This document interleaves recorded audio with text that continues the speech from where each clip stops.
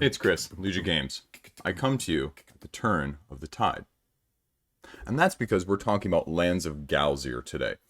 And if you're not familiar with this, this is a 1 to 4 player, open world-ish adventure game by Sammy Lasko, who is the designer from this similar world, if the artwork looks like something you've seen before, of Dale of Merchants. Now, it's going to be running on GameFound, so let's talk about what you need to know, what it entails, pros, cons, a little bit of everything in between, and just kind of my thoughts on it in general. That sounds good. Stay tuned, because that's what we're doing. Now, with Lands of Galzyr, this is a different take on things. If you go into this expecting something, it is probably going to surprise you. And I say that because I speak from personal experience with this one, now having played through it multiple times. This is a different style of things. And if you saw me and heard me talk about the trend of games upcoming in terms of narration, in terms of storytelling, in terms of things that we have not really seen a lot of done to this degree before.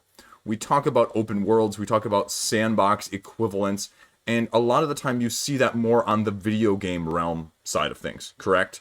And that is the vast appeal in a lot of those games, whether it's an RPG or, just a Stardew Valley or whatever it is. You can go and you can do what you want and things have consequences, but if you want to go do this, no one is going to linearly force you into going and doing that.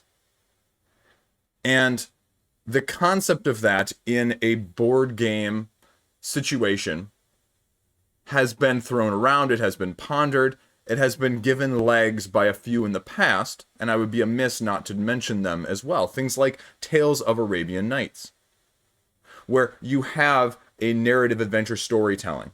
Things like Smersh, that secret agent James Bond spoof style game where you have scenarios and you're reading through them and there are skill checks and things like that. But then we also have things at the other end of the spectrum. Things you may be more familiar with, mechanistically speaking, that are of more recent ilk. Things like Seventh Continent, where the illusion of free choice and the illusion of I can go where I want to is sort of there, but you are still following some sort of predetermined, predestined path that you eventually are trying to solve like a puzzle. This game is a combination of those sorts of ideas thrown into this world of animals and factions of animals going head to head, a la Dale of Merchants originally, as a deck builder where you have different factions of animals and they have different characteristics and how they interact and how you utilize them in a card-driven game. So, now that I've preambled enough about the history, what do you need to know about this actual game? How does this game differ? Why is this game either right for you or not right for you? First off, let's talk about some of the pros of this game. This game does exactly what I believe it has set out to do. A sprawling, open world that does not dictate any direction in which you need to take, bar very seldom exclusions. Because there are quests that you will be going on. And your character has a main quest. There are quests that is just a pickup board. You go to a location, you can pick up a quest. You can hold a certain number of quests in your retainer and choose to do them however you want. You can then save them and carry them over to the next game, but there is no pressure to do them. If you have a quest and you just want to go and explore locations on the map from one spot to another and just ignore those quests, oh, that's fine. They don't expire. They don't go anywhere. There are consequences and ramifications as you start to do pieces of those quests, but in no way do you have to do them in any specific direction. They do not force you. They do not even gently guide you in this general way. They just say, nah, you want to do it? Great. If you don't, also great. Now, another thing that is a combination of mechanisms that I have seen comparably over the last several years, this takes skill checks and dice rolling. Sort of a little bit like Destiny's with the skill checks, in which, depending on the number of successes that you have, it determines the outcome of the event.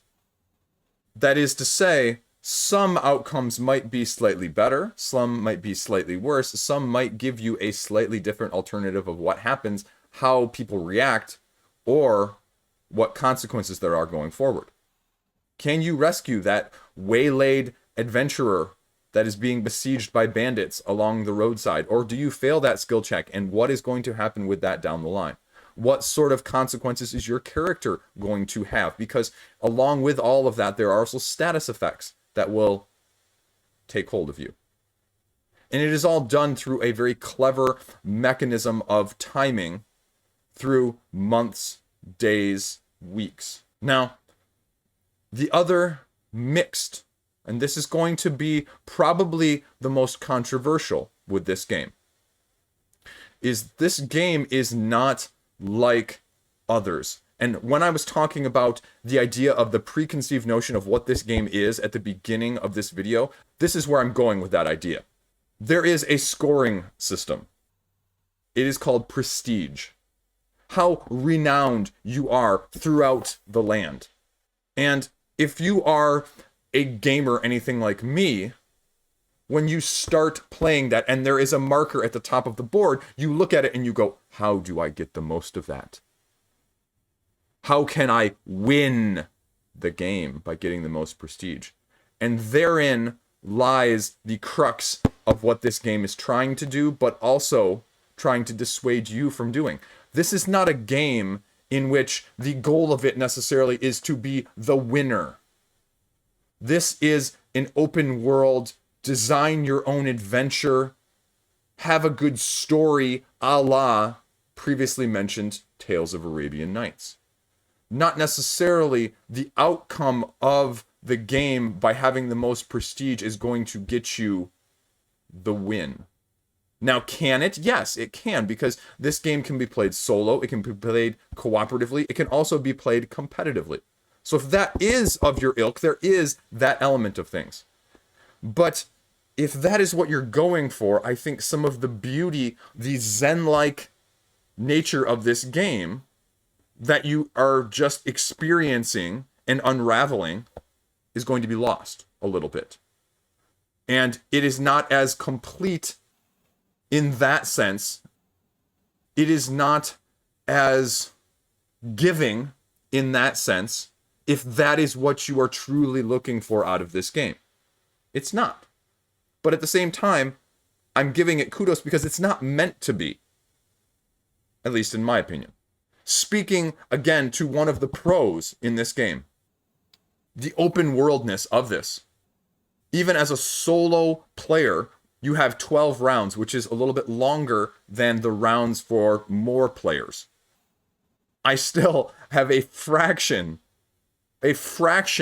of where I can go, what I'm doing. Because also, all of the locations on these boards, they change what happens depending on the day, depending on the month, if it is the sort of spring, summer versus fall, winter. There are two complete sides, two different sets of areas and actions, and then different options, of course. And so truly, if you are looking for an exploration type of game that is going to give it to you and not confine you like many others do, in not always a bad way, because at times we prefer guidance. Games that are too open often will get criticized just for that. The Grand Myth experience, if you're familiar with that, way too open, way too unfocused in a not so good way. But this gives you enough that it just says, here are your training wheels, go, explore, see what happens. Now, again, one of the cons, or one of the mixed things, depending, because people may like this or people may not like this. I mean, skill checks are heavily dice-based. They are. So, a la something like Destiny's, a la anything that's using skill checks in general, where you are having to roll dice. There is luck. And sometimes you just do not roll well. Even with the mitigation offered, even with the rerolls offered, even with the skills and the equipment that you will pick up, it is just not going to work. And therein lies the challenge of this game, because not only do you have the ways to do that, but you also have the heavy use of keywords that you can collect along the way through allies and equipment and your own person with status effects. And they will either aid you or hurt you as well. And so the mitigation is there, but the mitigation is not there, and you are not going to fully grasp it and utilize it to its best in one gameplay section. If you prefer one-offs, I mean, you can do it with this, but this game, the strength of it lies in the connection, the saving of your character between sessions. Now, one of the other cons I will say is related to that skill check. Your character is as adaptable as you want to make them. You will have plenty of opportunities throughout the game to manipulate the emphasis on where your skills are. At the same time, I often didn't feel like I was really compelled to go in a different direction and change these around. Now, maybe that's just me personally. I tend to get stuck on that sort of thing. Like, I'm just going to use this skill. I've maxed it out. I'm okay with it. Hey, maybe I'm going to take this one and max this one out so I can get 2 dice in these 2 areas and these other 4. I'm just going to risk it. But you can, but I didn't feel like there was an overwhelming need to. And you're not upgrading these either. You can shift them around, but you are not upgrading your skills. You are upgrading through your allies and the items that you are getting instead. And you are buying them with, well, my little gold tracker here. The other big frustration is, potentially for people, is there is not a clear cut, you do this and you're going to get this. You do this and you're going to get gold. You do this and you're going to get prestige. You do this and you're guaranteed to get this item. Now, obviously, if you go to the market, you have the ability to buy things. If you go to certain locations, there's going to be a higher propensity to have certain interactions. And some of that will be the guidance that the app comes with, or the web page. And that is tying in to the very next point, the web page itself. And it is a web page. And for all of you out there that are concerned about that, it's very easy. It is literally just numbered along the side.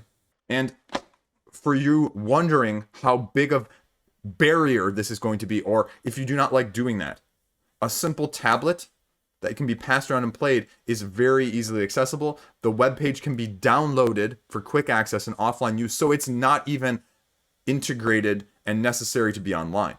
Here it is, very easily. And you can see down here that it says just that. Start a new game. It tells you pick a month. And then here you go. Pick your starting day. It tells you. Use the winner side of the board. And look, this is all it is. Click on stuff and it tells you what to do and it runs you through it. It's that simple. Incredibly easy, incredibly intuitive, nothing to it. In a good way. But some people I know just aren't going to like that.